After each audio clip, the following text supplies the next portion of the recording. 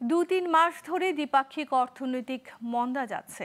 এতে ভারত বাংলাদেশ উভয়কেই প্রভাবিত করছে, এমন মন্তব্য করেছেন পররাষ্ট্র উপদেষ্টা তৌহিদ হোসেন। দুপুরে এক সেমিনারে তিনি জানান, ৫ আগস্টের আগে ও পরে ভারতের সঙ্গে সম্পর্কের গুণগত পরিবর্তন হয়েছে। এটি মেনে নিয়ে দেশটির সাথে সম্পর্ক এগিয়ে নিতে হবে। এ সময় বক্তারা বলেন, এক দেশের সাথে অন্য দেশের বাণিজ্য বাড়াতে চাইলে সার্কভুক্ত দেশগুলোকে কাজ করতে হবে একসাথে। বিস্তারিত আলাদিন আল আজাদের প্রতিবেদনে। রোববার জাতীয় প্রেস ক্লাবে ৪০তম সার্ক চার্টার দিবস উপলক্ষে এক সেমিনারের আয়োজন করে সার্ক জার্নালিস্ট ফোরাম। সেমিনারে বক্তারা বলেন, প্রতিবেশী দেশের সাথে বাণিজ্য বাড়ানো প্রয়োজন, আর এই বাণিজ্য বাড়াতে চাইলে সার্কভুক্ত দেশগুলোকে একসাথে কাজ করতে হবে।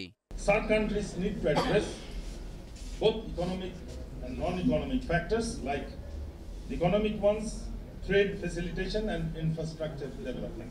উন্নয়নশীল থেকে যদি আমরা উন্নত রাষ্ট্রে পরিণত করতে চাই, তাহলে আঞ্চলিক সহযোগিতা, আঞ্চলিক বাণিজ্য সেটা শুধু বাংলাদেশের জন্য না, সেটা ভারতের জন্য প্রযোজ্য, নেপালের জন্য প্রযোজ্য, অন্যান্য সার্ক দেশের জন্য প্রযোজ্য।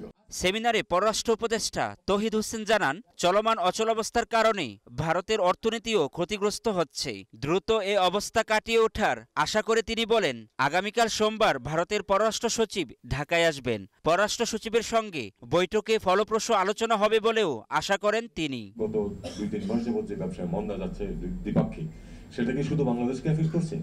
শুধু বাংলাদেশকে এফেক্ট করছে না, এত বড় অর্থনীতির দেশ ভারত, তাকেও কিন্তু এফেক্ট করছে। পরিমাণটা হয়তো প্রপোর্শনালি হয়তো অত বেশি না, কিন্তু এফেক্ট কিন্তু করছে।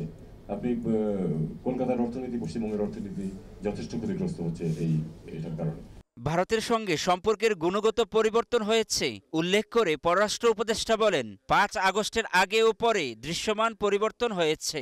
এটা মেনে নিয়েই সম্পর্ক এগিয়ে নিতে হবে।